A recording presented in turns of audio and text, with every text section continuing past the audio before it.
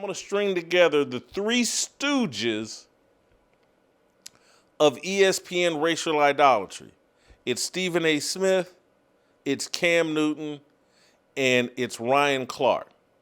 And I just want to string together, and the thing that I'm going to play for you with Stephen A. Smith just happened last Friday, I believe. I think the clip I play you from Cam Newton just happened last Friday, I believe. And then the clip from Ryan Clark, we had to go a little bit back into the archives. He's the ringleader. He does it all the time. But I just want to showcase for you the kind of conversation that ESPN has promoted all football season, the kind of conversation that's prevalent all throughout social media. All of this racial worship and racial discussion, and much of it is buffoonish and stupid and idiotic. Much of it, or virtually all of it. And it will help you understand why the white boys have said, I am not your hunky, and I'm actually going to go out here on this football field and kick your butt. That's what we've witnessed this entire football season. I'm going to bring you some stats here in a second to back up what I'm talking about. But let's first play this bundle of idiocy from the Three Stooges. For this to be the first move that Matt Ryan made. Come on, man. What they said at Home Alone, what the mama say? Kevin! I said, wait, what? Kevin Stefanski? What? We seen what you did with the good brother Shador, a member of the culture. And you landed in the most culturist of culture. It ain't no blacker division than the NFC South. You got Atlanta, Carolina, and New Orleans. That's the blackest division in all of football. They say, hold on. We can't scatter y'all out. We gotta put y'all all in one. The NFC South is the HBCU of NFL football. Oh, very. Swag me after the Billy go right there. But Cam Newton is paid to be a clown and racialize the conversation at ESPN. This is what ESPN is paying for. You can find, this isn't the only video. If we wanted to play more, but this is just the latest and the dumbest that ESPN would hire, promote, bring on someone like this, who's talking about Kevin Stefanski, who's done nothing to him, who I believe in his 5-6 years at Cleveland, I believe 7 of his 13 quarterbacks were black. But Cam Newton and ESPN are comfortable smearing Kevin Stefanski, insinuating that he can't coach black guys. Very comfortable doing that. It's a clown show at ESPN. And Cam, I know Cam thinks I don't like him, and Cam can't wait to see me. He can't wait to beat up a 58-year-old man. Cam, good luck with it. But Cam, I'm trying to actually give you good advice. If you want to know why Matt Ryan can make one Super Bowl appearance, get one MVP, and then have the Atlanta Falcons say, hey, you should be the president of our organization, and why you can't get that opportunity with the Carolina Panthers or anybody, they'll bring you out there to beat the drum before the game, but no one's putting you in a position of responsibility and decision-making. It's because you have decided you would rather play the buffoon than actually be a decision-maker and a true impact maker. You would rather go on your podcast or on Stephen A. Smith's show, First Take, and play the buffoon and just throw out racial allegations than actually pursue a position of authority and power and real influence. But you want to blame white racism rather than yourself. But y'all have racialized this conversation about football. And the results poured in this football season.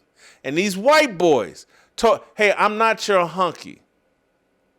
I'm actually going to go out here and kick your ass. And that's what they did.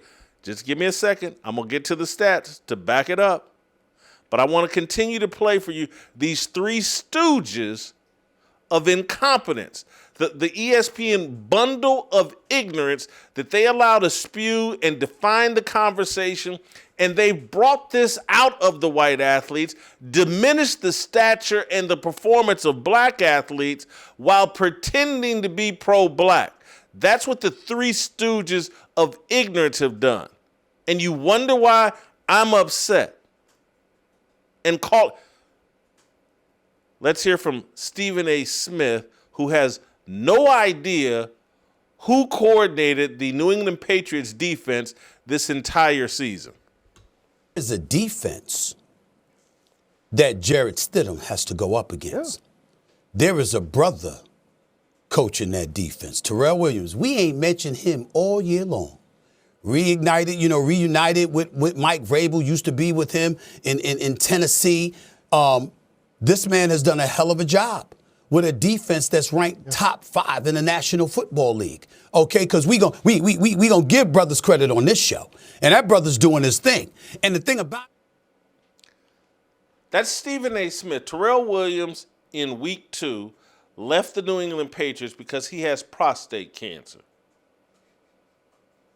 Week 2. I think some dude named Zur, S-U-H-R, Zach Zur, is running the defense for the New England Patriots.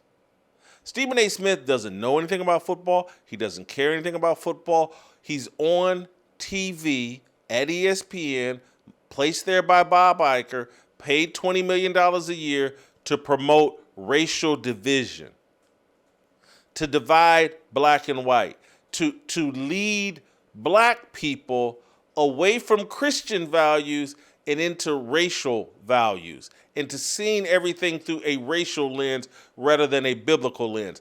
That is Stephen A. Smith's job. That's why they pay him $20 million a year. To disconnect black people from winning Christian values and connect them to losing racial idolatry values.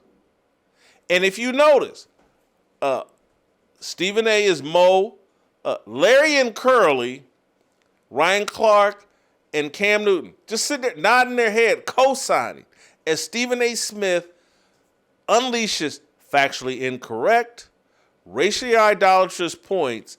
His alleged 2 experts, the 2 former players, they're nodding their head. They don't know any better either, because their minds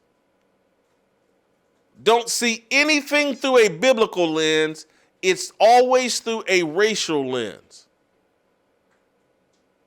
And they're so concerned with making sure they stay in the good graces of Stephen A. Smith, stay in the good graces of Bob Iger, that whatever buffoonery Stephen A. Smith unloads, unleashes on that show, of course they're going to co-sign it.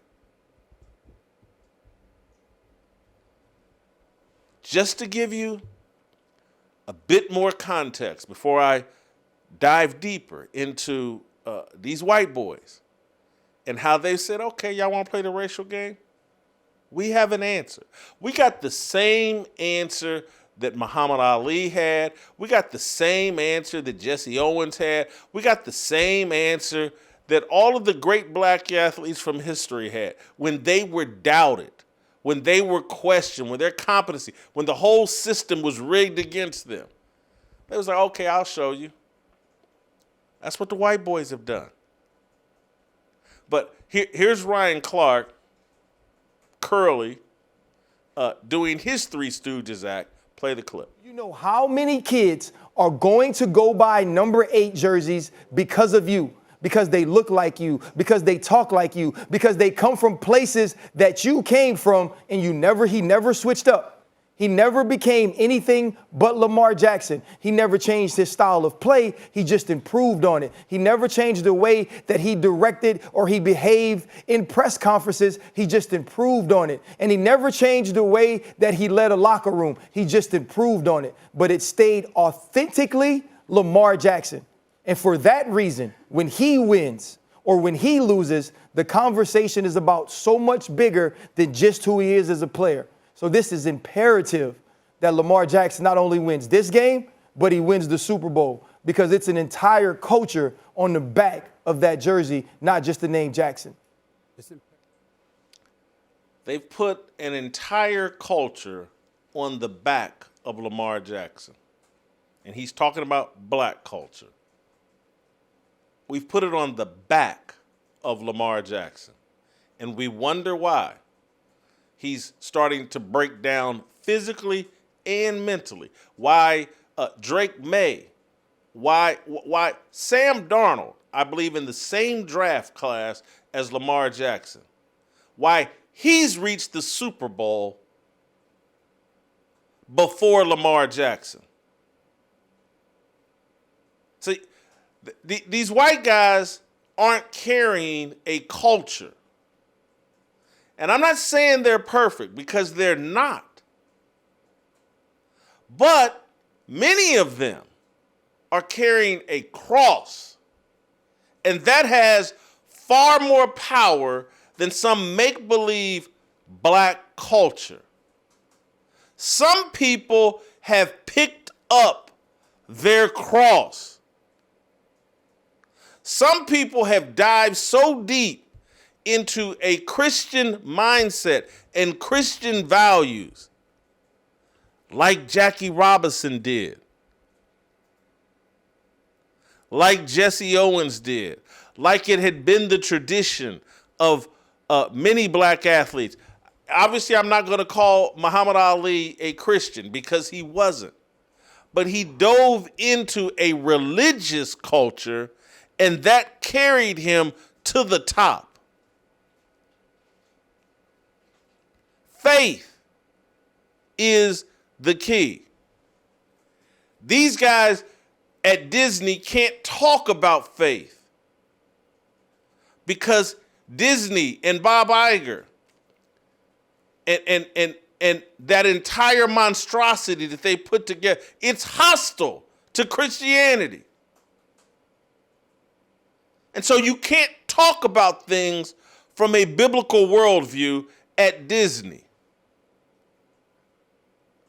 And the job of Stephen A. Smith and Ryan Clark, who claims a Christian faith, and Cam Newton, whose daddy was a minister, it's their job to drive black people and others into a secular worldview, into a racially idolatrous worldview, where they wake up every day and analyze the world through a black-white lens. Any conversation that they have, they have to identify the color of someone before they can render a decision. They never seek to, like, well, what are the values being expressed here?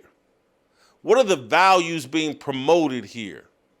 What are the values being taught here? What values are getting you through the struggle, the adversity? That's how you win championships. That's how you create great men. That's how you excel. It's all illegal at ESPN.